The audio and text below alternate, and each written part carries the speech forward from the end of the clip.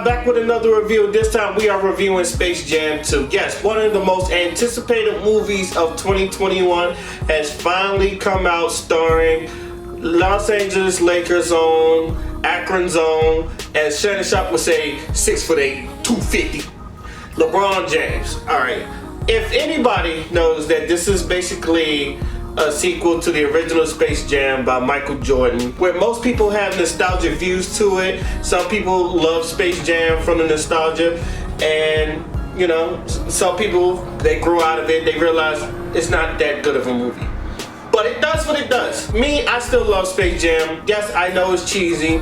Yes, I know Jordan really wasn't Denzel. I don't think anybody was expecting Denzel from Michael Jordan. So with that being said, let me get my synopsis on LeBron. And I'm a big basketball fan. I'm a Chicago Bulls fan.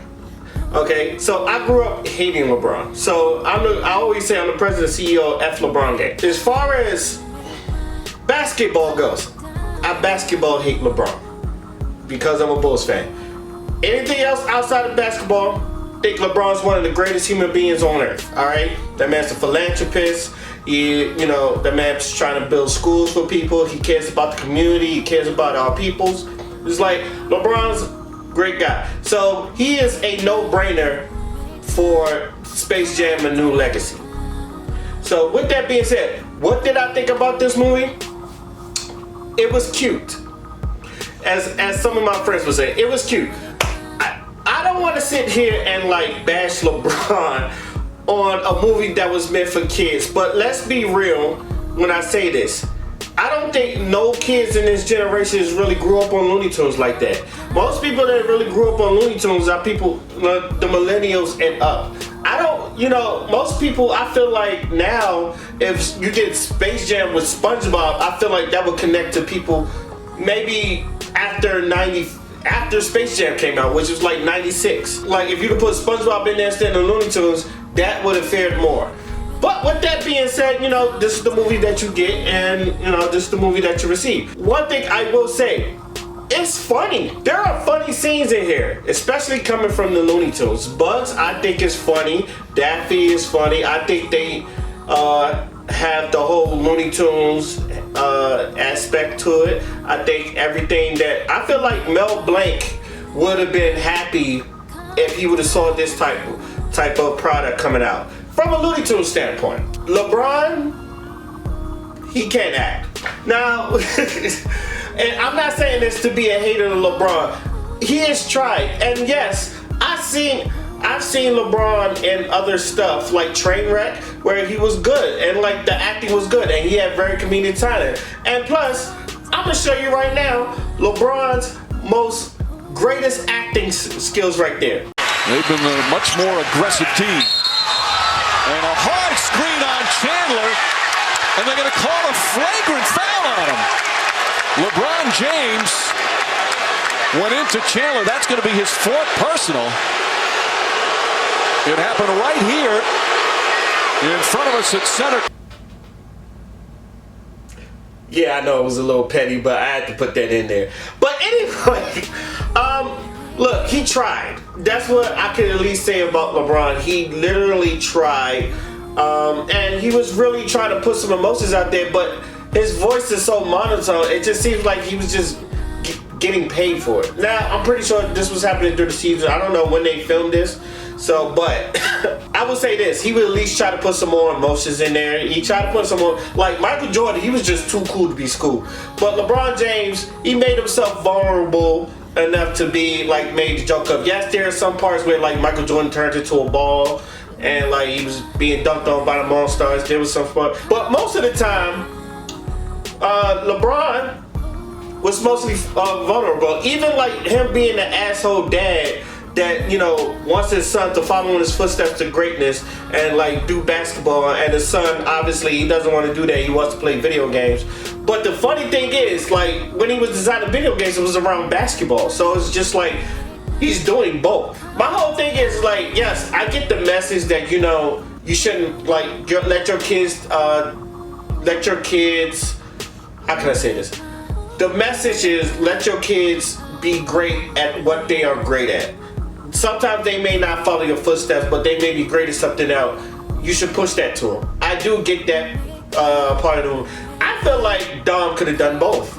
Honestly, like if you would have looked at the guy that was playing Dom, the kid that was playing Dom, I feel like the way he was moving around is like he got basketball skills and like he got tech skills. I feel like if anything, I'd have pushed him to do both. But that's just me. There are definitely a lot of cringy moments, and most of them did come from LeBron. And a lot of these jokes, let's say, if you are a fan of the 2000s, which sooner or later is going to get to in the nostalgia part, like they used a lot of Warner characters, and there's a lot of product placements. Like when LeBron falls down, there's a Nike check sign. I was like, product placement. Yes, there's a lot of product placements in there, and the story makes sense, I guess. It's more or less of a kidnap story, but the kid doesn't know he's kidnapped, which is kind of like weird. The villain, Don Cheadle, he is to me the highlight of this movie. I thought he was funny, I thought he was charismatic, and when he was serious, you could tell like that's where you see his acting chops is where he's serious. Don Cheadle, he can really do it all. He can be serious, he can be funny, and I think he played the perfect villain. The only problem I have is he's too likable. Yes, he done kidnapped your son and to force him to play a basketball game, but at the same time, and it's not because I'm a LeBron hater, I get why he's mad. You had this idea that, developed, and LeBron just trashed it and just said, yo, this shit was trash.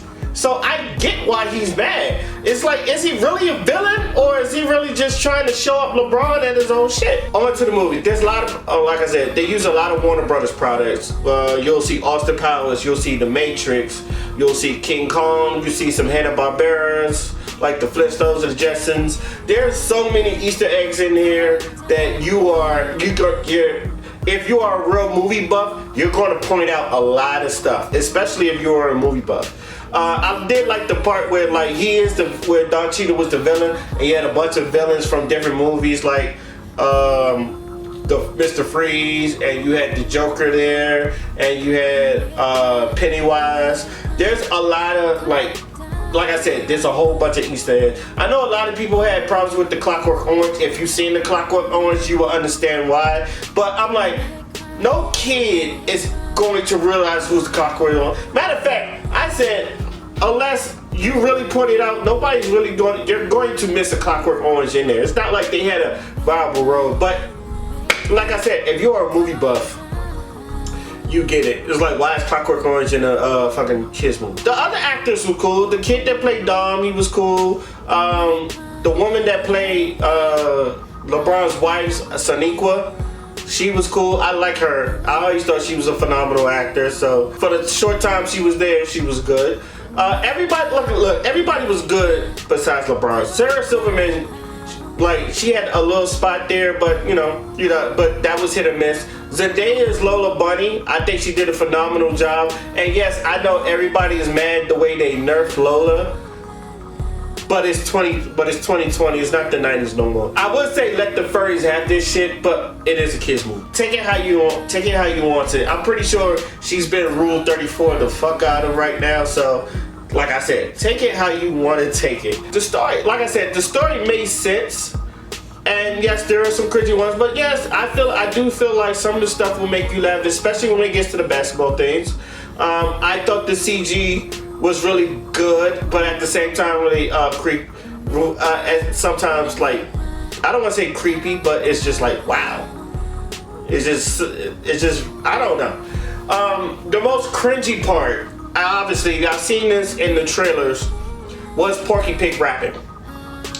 As a Biggie fan, and using the flavor in your ear, I know Diddy got paid, and hearing him battle rap, and then they use the super spoilers. Super Hot Fire should be getting his money because they keep. That's like the second time in a movie I seen them use Super Hot Fire. The Super Hot Fire needs to get paid some way because people keep using this shit. Overall, like I said, it was look cute, look cute.